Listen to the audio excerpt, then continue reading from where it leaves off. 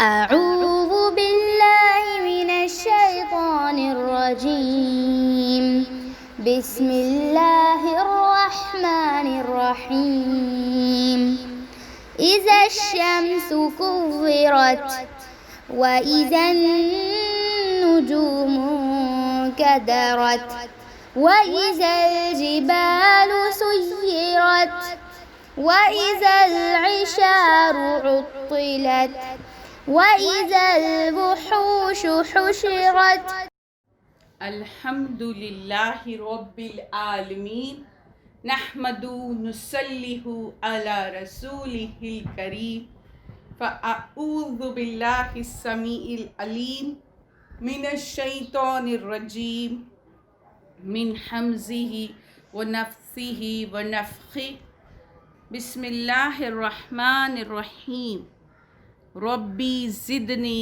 इल्मा अल्लाहुम्मा रब्बी ज़िदनी इल्मा रब्बि इश्रह ली सदरी व यस्सिर ली अमरी वहलुल उक़दतम मिन लिसानी यफ़क़हू क़ौली अल्लाहुम्मा जअलना मिनहुम मिनल्लज़ीना आमनू व अमिलुस्सॉलिहाति व तवासौ बिल हक़्क़ि व तवासौ बिस्सब्र आमीन या रब्बल आलमीन। सुम्मा अम्मा बाद अस्सलामु अलैकुम व रहमतुल्लाहि व बरकातुहू। तमाम तरह की तारीफ़ें उस वाहिद माबूद बरहक अल्लाह अज़्ज़ व जल को लायक व ज़ेबा है जिसने हमें मुसलमान बनाकर पैदा किया। लाखों करोड़ों हज़ारों दरूद तमाम अम्बिया और ख़ास कर आखिरी नबी पैगंबर मुस्तफ़ा सल्लल्लाहु अलैहि वसल्लम पर और उनकी आल और उनके असहाब पर लाखों करोड़ों हज़ारों शुक्रानी के सजदे और सर तस्लीम खम उस वाहिद माबूद बरहक के आगे जिसने हमें तौफीक दी कि हम कुरान को समझ कर पढ़ सके, वरना हम इसके अहल ना थे। इंशाअल्लाह ताला अल्लाह के इज़्न से आज हम सूरतुत तकवीर की तफसीर देखेंगे। इस सूरा में 29 आयतें हैं, एक रुकू है और ये मक्की सूरा है और नंबर के एतबार से ये 81 उसका सूरा नंबर 81 है। अब हम पहले एक हदीस जो इससे पहले भी पढ़ी जा चुकी है आज पढ़ी जा रही है, ये 3 सूरों के लिए है, तो आज जो ये है हमारी ये उसकी आखिरी सूरे है उस सीरीज़ की, इसलिए ये हदीस पढ़ी जाएगी, उसके बाद तफसील देखेंगे। ये इस सूरत में जो है ख़ास जो है बतौर ख़ास क़यामत का जो है मंज़र जो है वो मंज़र कशी की गई है।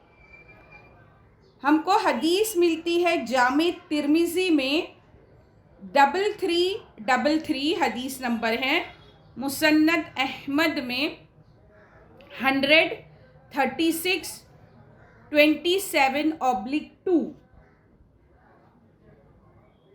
ज़िक्र अलबानी फ़ी सहिया 69/3। इन तमाम हदीसों में ये हमें मिलता है जो मैं अभी पढ़कर सुना रही हूँ।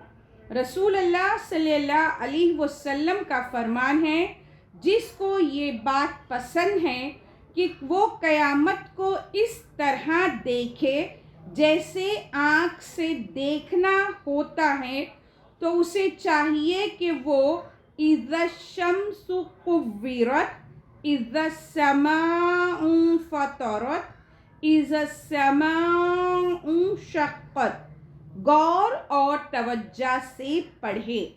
हमारी 2 हो चुकी है इससे पहले, आज हम जो सूरा करें तकवीर, इसके लिए ये तीनों सूरे के लिए ये हदीस बयान की गई है। तो इसमें क्या है कि क़यामत के मंज़र को पेश किया गया है। अब हम इसकी आयत नंबर 1 देखेंगे। बिस्मिल्लाहिर्रहमानिर्रहीम। इज़ा जब, शम्सु सूरज, कुव्विरत लपेट दिया जाए, जब सूरज लपेट दिया जाए। अब यहाँ हम पहली बात थोड़ा ग्रामर देखते हैं। इज़ और इज़ा में क्या फ़र्क है? इज़ जो है वो माजी के लिए आता है और इज़ा जो है वो मुस्तकबिल बयान करता है। ठीक है, अब जब मुस्तकबिल की बात हो रही है कि जब सूरज लपेट दिया जाए, कब? फ्यूचर में। लेकिन अगर हम इसके अल्फाज पर ध्यान दें, ग्रामर टर्म देखें, तो जो कुव्विरत है वो माजी का सेगा है, पास्ट जो है पैसिव है।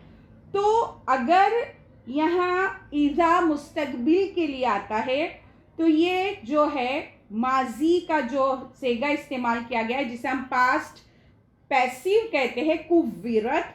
क्यों? क्या वजह हो सकती है? ये इसे बलागा कहा जाता है। ये ताकीद के लिए होता है और ये खास उस वक्त लाया जाता है जब पूरी ताकीद शामिल हो कि ये चीज़ होने ही वाली है, गोया ऐसे होने वाली है, होगी ये फ्यूचर में, लेकिन उसे माजी में बयान किया जा रहा है क्योंकि माजी में जो हो चुका है वो डेफिनेटली हो गया। हमको पता है कि मेरे साथ माजी में ये हो चुका। उतना असर पैदा करने के लिए इस तरह का फॉर्म कुरान में, अरबी लुगत में, अरबी ज़बान में लाया जाता है।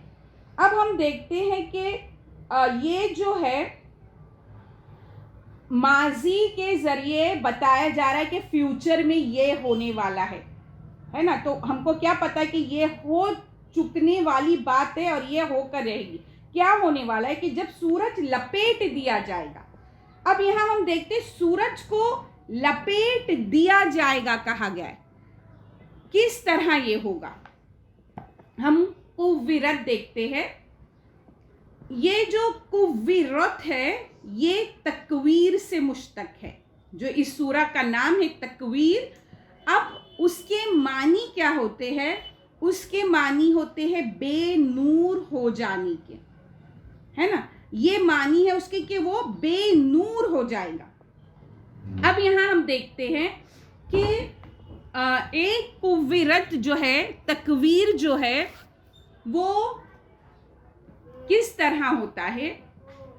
मतलब किसी चीज़ को पगड़ी की तरह लपेटना, मतलब जो सर पे पगड़ी बांधी जाती है उसे कैसे राउंड राउंड करके लपेटा जाता है, बिल्कुल इसी तरह उसे लपेटने के लिए ये जो है कौफ, वा और रा के मादे पे जो है ये बयान होता है। जिस तरह सर पर जो अमामा लपेटा जाता है, बिल्कुल वो जो है अल्लाह सुब्हानो ताला ने अल्फाज का इस्तेमाल किया। अब इसी तरह सूरज के वजूद को लपेट कर फेंक दिया जाएगा, जिससे इसकी रोशनी अज खुद खत्म हो जाएगी। यानी सूरज को लपेट कर फेंक दिया जाएगा जिससे उसकी रोशनी अज खुद खत्म हो जाएगी। अब हम इस चीज़ को हदीस के हवाले से देखते हैं। हमको हदीस मिलती है सही बुखारी 3200 में। क़यामत वाले दिन चांद और सूरज लपेट दिए जाएंगे, है ना। और बाज़ रिवायत में हमको पता चलता है कि लपेट कर इन दोनों को जहन्नुम में फेंक दिया जाएगा ताकि मुशरिकीन मज़ीद जलील व ख्वार हो जो उनकी इबादत करते थे। फतेहुल बारी 360/6। सूरज को लपेट दिया जाएगा। अब हम देखते हैं सूरज जो है ये आसमानी वो चिराग है जिसकी रोशनी करोड़ मील तक फैली हुई है। इस सूरज ने पूरे आलम को जगमगा रखा है ना। अब कयामत का जो धमाका होते ही ये गुल हो जाएगा, मतलब इसकी रोशनी जो है ये तारीक हो जाएगा। अब यहाँ पर इस चीज़ को बयान करने से क्या मकसद है? एक ज़माने में इंसान क्या क्या करता था, सूरज को देवता समझकर उसकी पूजा करता रहता था। तो जो उसे देवता समझकर पूजा करते हैं, वो चाहे सूरज हो, सितारे हो, चांद हो, जिनको उन्होंने खुदा का दर्जा दिया, तो वो क्या होगा कि सबसे पहले जिसे वो खुदा समझकर पूछते रहे, अल्लाह सुब्हान ताला के हुक्म से क्या होगा कि वो पहले खुद अपनी तमाम ताकत, तमाम रोशनी खो देंगे और उन्हें उठाकर फेंक दिया जाएगा, लपेट कर फेंक दिया जाएगा। अब हमको ये चीज़ साइंस के ज़रिए हम इस चीज़ को देखते हैं।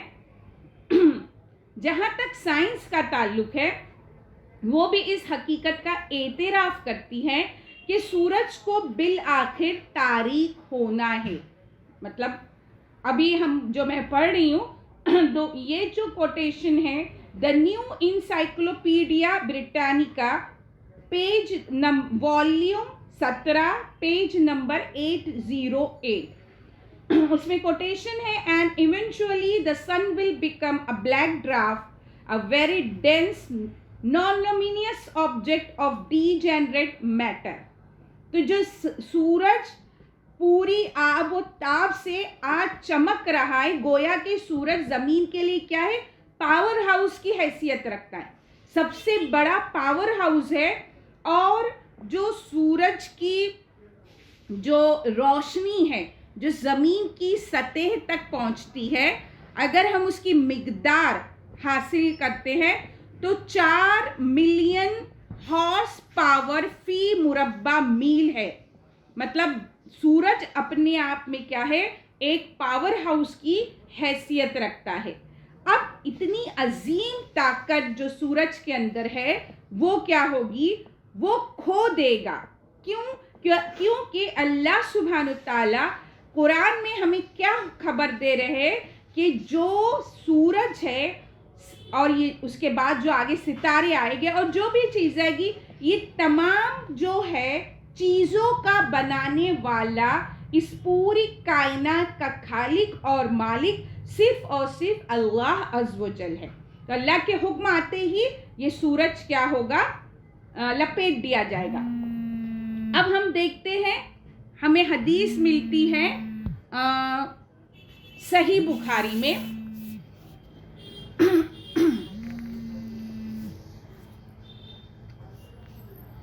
सही बुखारी में हमको हदीस मिलती है, हज़रत अबू हुरैरा रज़ियल्लाहु ताला अन्हु से रिवायत है कि रसूलुल्लाह सल्लल्लाहु अलैहि वसल्लम ने फरमाया कि शम्स व कमर क़यामत के दिन दरिया में डाल दिए जाएंगे।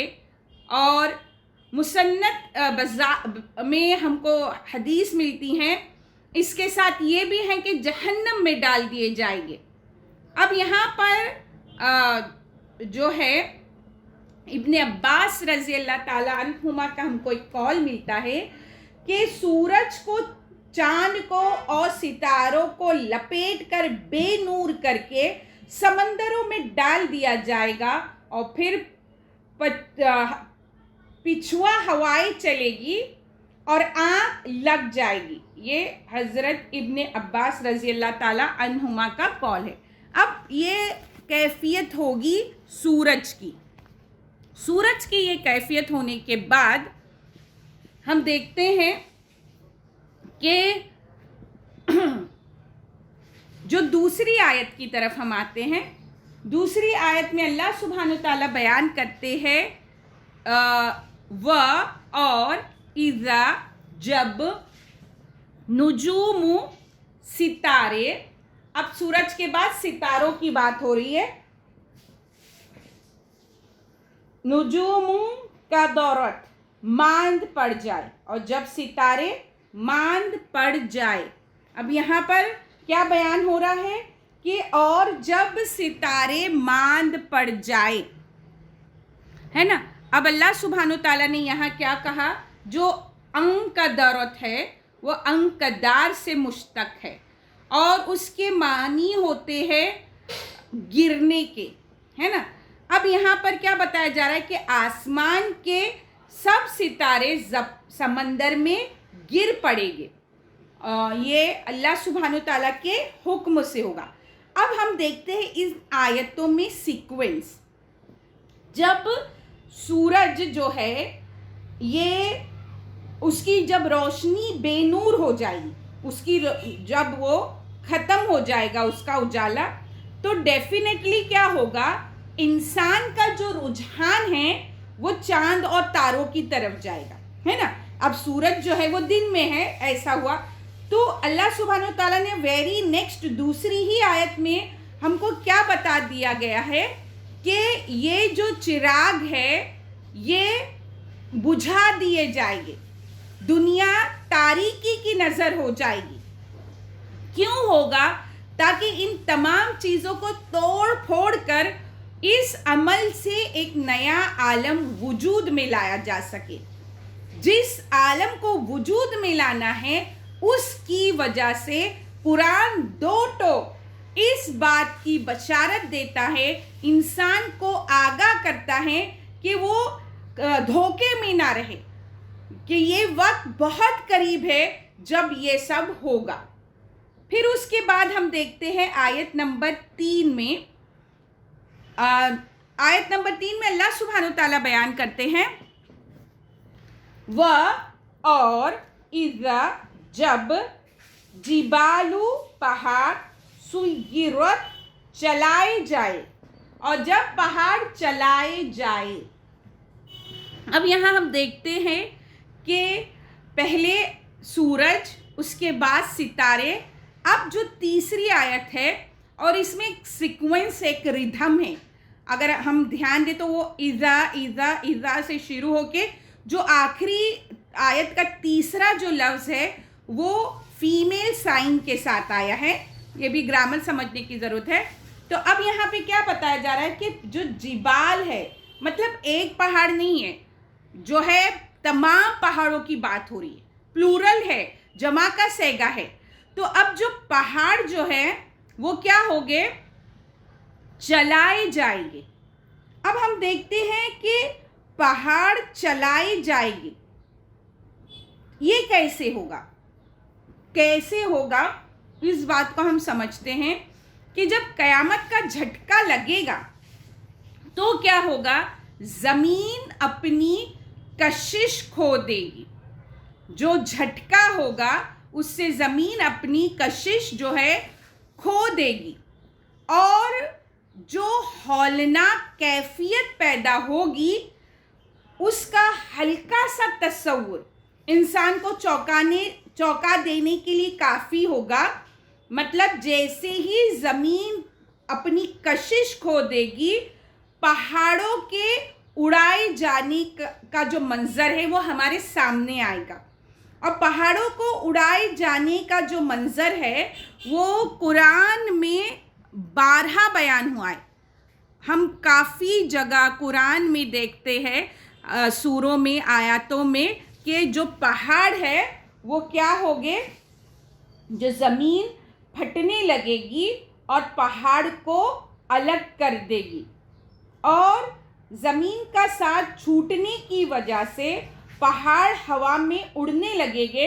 जैसे कि हमने सूरह अल-क़ारिया में देखा, ऐसे उड़ेंगे जैसे धुनकी हुई रुई है। वो इतने हल्के हो जाएंगे और इतनी लाइट हो जाएंगे कि वो इस तरह उनकी कोई हकीकत बाकी नहीं रहेगी, और रंगीन हो गए, जो हमने सूरह अल-क़ारिया में देखा। और बहुत सारे सूरह का हवाला दिया जा चुका है जब हमने वहाँ पहाड़ों के उड़ने का बयान देखा था।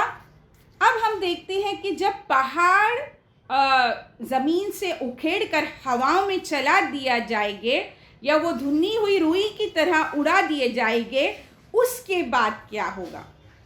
उसके बाद बिल्कुल आयतों के सीक्वेंस पे ध्यान दें, जिस तरह उन्हें मेंटेन किया गया है उस बात पर ध्यान दें कि पहाड़ के बाद अल्लाह सुब्हानो ताला फरमाते हैं, व इज़ा, और जब, व इज़ा अल इशारू, जो इशारू है यहाँ हम देखते हैं, और जब 10 माह की गाबन ऊँटनियाँ उतिलत, छुटी फिरेगी, और जब 10 माह की गाबन ऊँटनियाँ छुटी फिरे, अब हम देखते हैं कि यहाँ पर जब 10 माह की हामिला ऊँटनियाँ बेकार छोड़ दी जाएगी, क्या मतलब है इसका?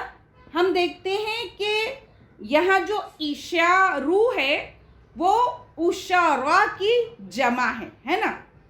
अब उसके मानी क्या होते हैं? हमल वालियाँ, मतलब गाभन ऊँटनियाँ, प्रेग्नेंट शी कैमल, ठीक है। अब गाभन ऊँटनियाँ जो है उनका जो प्रेगनेंसी का पीक टाइम है वो होता है 10 महीने का। हम फीमेल्स 9 मंथ प्रेगनेंसी होती है, मगर ये जो शी कैमल है तो उसका जो है वो हमल जो है वो 10 महीनों का होता है। अब ये जो है यहाँ अल्लाह सुब्हानो ताला ने मिसाल दी है और उस मिसाल के ज़रिए समझाने की कोशिश की है, क्योंकि अरब जो है, पहले मुखातिब कुरान के कौन है? अरब है। तो जो अरब्स है उनके नज़दीक जो है ये गाभन ऊँटनियाँ जो है, प्रेग्नेंट शी कैमल जो है, बहुत नफीस और कीमती सरमाया समझी जाती थी। मतलब ये इतनी कीमती होती थी कि उसका अहले अरब जो है उनकी नज़र में ये महबूब माल होता था और वो उसका अजीज़ तरीन माल जो है वो ऊँटनियों को वो पूरा वक्त देते थे, उसका ख्याल करते थे। क्यों से अभी उन्हें उससे और जो है औलाद मिलने वाली है और उसके बाद फिर और जो भी दूध और जो भी ज़राए जो उनके हैं वो हो गए। जो 10 माह की जो ऊँटनियाँ हैं वो अरब कैसे इस तरह छोड़ नहीं सकते थे। अब यहाँ पर इस बात से हम एक और बात समझते हैं, यहाँ जो उतिलत जो लफ्ज़ इस्तेमाल किया गया है, छुट्टी फिरे, तो अरब ये मादे पर उस औरत को बयान करते हैं जो औरत बनाव सिंगार या खुद की परवाह करना छोड़ दे, जिसे देखकर कोई ये कहे कि क्या बात है, इस तरह तुम क्यों दिखाई दे रहे हो। समझे? जो अपनी परवाह, अपनी फ़िक्र करना छोड़ दे, उस मफ़हूम में इसे बयान किया जाता है। और एक और मफ़हूम इससे आता है जिसे यानी कहा जाता है मज़दर फॉर्म बन जाता है जब उसका मुअत्तिल, वो उस वक्त के जैसे इसे इस काम से क्या कर दिया गया? निकाल दिया गया। अब वो इस काम के लायक नहीं रहा, है ना। तो वो फॉर्म अल्लाह सुब्हानो ताला ने इस्तेमाल किया कि ये जो ऊँटनियाँ हैं, जो ये इनकी बहुत कीमती सरमाया है, आज कैसे वो किसी काम की नहीं रहेगी उनके लिए। अब हम ये देखते हैं कि जब क़यामत का बुगुल बजेगा, है ना, जब वो आवाज़ आएगी और जब ये सीन क्रिएट होगा, तो हो सकता है वो मरहला हम मिसाल से समझते हैं कि बैंक्स है आज वो खुले पड़ेंगे विदाउट किसी गार्ड के, कोई वहाँ सिक्योरिटी गार्ड नहीं होगा। लेकिन कोई इंसान ऐसा नहीं होगा कि उस वक्त वो बैंक में जाकर पैसा चुराने की कोशिश करे। ये मिसाल से समझ रहे, यानी जिस चीज़ को दुनिया में हम अहमियत देते थे, जिसको हमने अपनी हकीकी ज़िंदगी का मकसद बना दिया था, मतलब हो सकता है हमारी कीमती कारें होगी, हमारे कीमती घर हो गए, हमारे बड़े बड़े कारखाने हो गए, हमारी शानदार इमारतें होगी, वो तमाम चीज़ें कैसी होगी?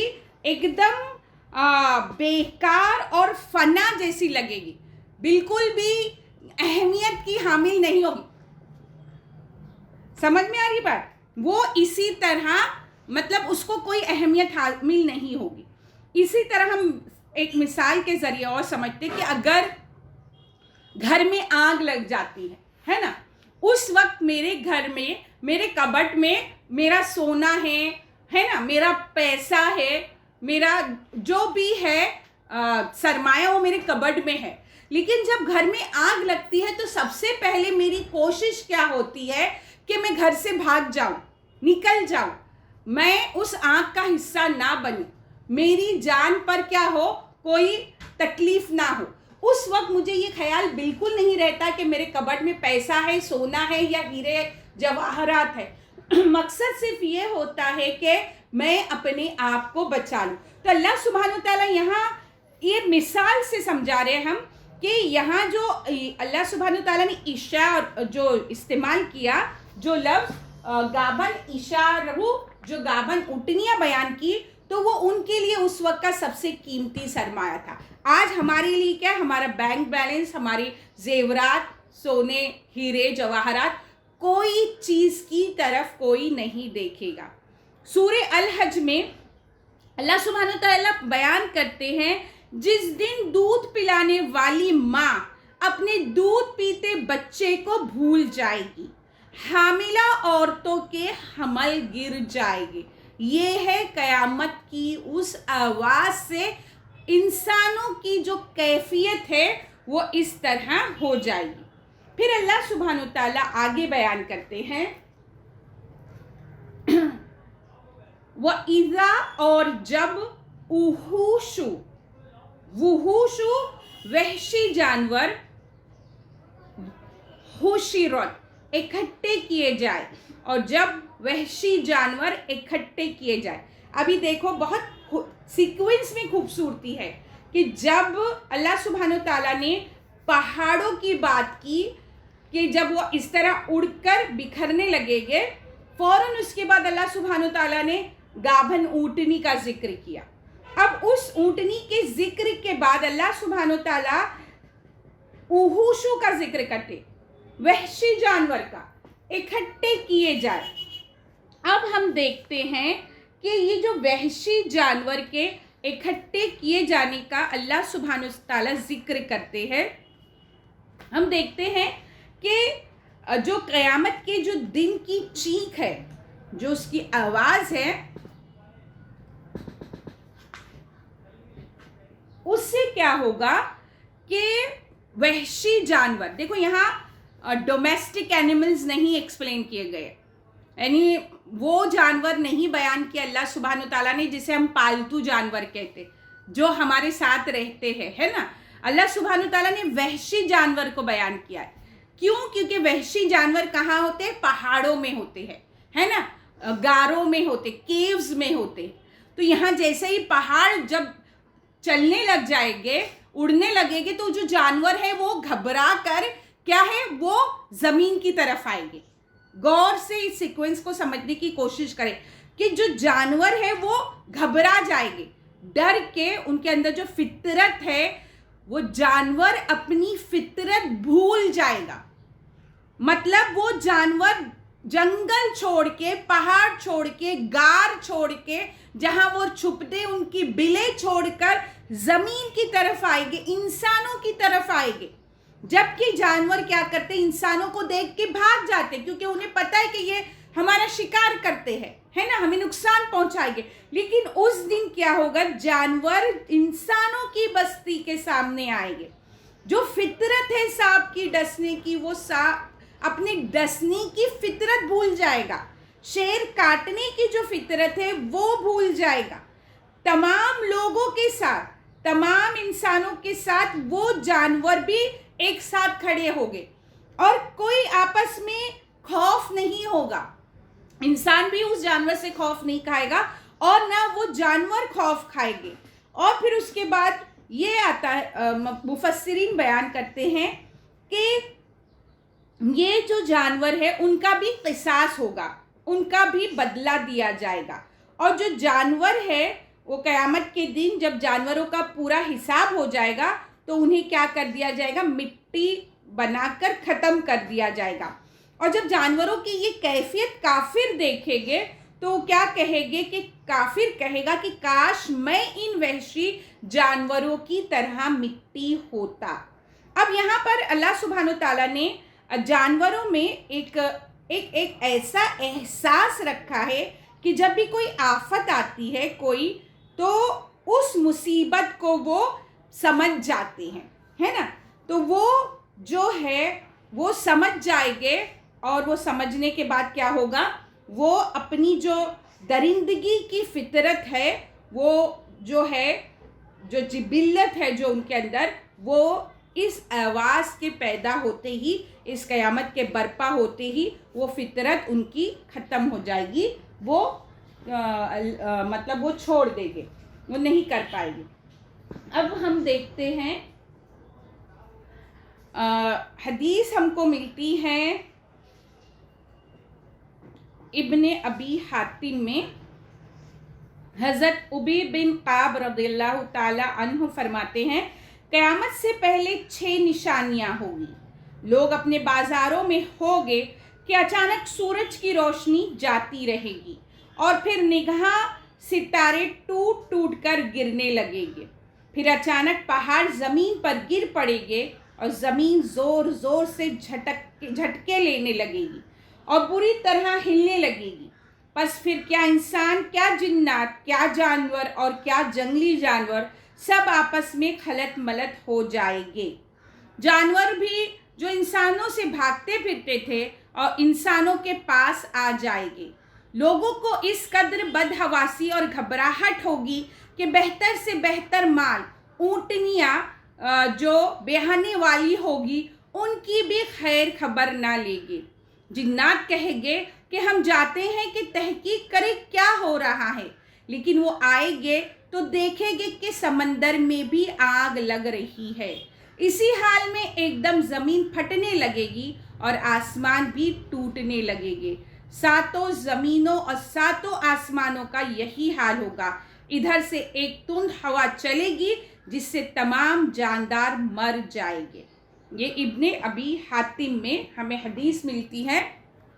जो हमने आयतें अभी तक देखे, उन आयतों के लिए। अब यहाँ पर हम 5 आयतें हुई है हमारी, और हम यहाँ पर अभी इसको ख़त्म करते हैं। आगे आयत नंबर 6 से हम कल करेंगे। आयत नंबर 6 से हम कल करेंगे इंशाअल्लाह ताला। इसमें 29 आयतें हैं, तो हम उसको थोड़ा थोड़ा समझेंगे। अल्लाह सुब्हानहू ताला से दुआ है कि वो हमें अमल करने की तौफीक अता फरमाए। जो भी इल्म हम हासिल करें और उसके मुताबिक उस इल्म को हम अपनी रोज़ाना की ज़िंदगी में शामिल करें। और अल्लाह सुब्हानहू ताला से दुआ है कि वो हमें कौल और फ़ेल के तज़ाद से बचाए, बोलने से ज़्यादा अमल करने की तौफीक अता फ़रमाए। आमीन या रब्बल आलमीन। व आखिरु दावाना अल्हम्दुलिल्लाहि रब्बिल आलमीन। अस्सलामु अलैकुम व रहमतुल्लाहि व बरकातुहू। बिस्मिल्लाहिर्रहमानिर्रहीम। सुब्हानका अल्लाहुम्मा व बिहम्दिका नशहदु अल्ला इलाहा इल्ला अंता नस्तगफिरुका व नतूबु इलैक। सुब्हान रब्बिका रब्बिल इज़्ज़ति अम्मा यसिफून व सलामुन अलल मुरसलीन वल्हम्दुलिल्लाहि रब्बिल आलमीन बिरहमतिका या अरहमुर राहिमीन। बिस्मिल्लाहिर्रहमानिर्रहीम। रब्बना तक़ब्बल मिन्ना इन्नका अंतस समीउल अलीम व तुब अलैना इन्नका अंतत तव्वाबुर रहीम। बिस्मिल्लाहिर्रहमानिर्रहीम। वल अस्र इन्नल इंसाना लफ़ी खुस्र इल्लल्लज़ीना आमनु व अमिलुस्सॉलिहाति व तवासौ बिल हक़्क़ि व तवासौ बिस्सब्र। आमीन अल्लाहुम्मा आमीन।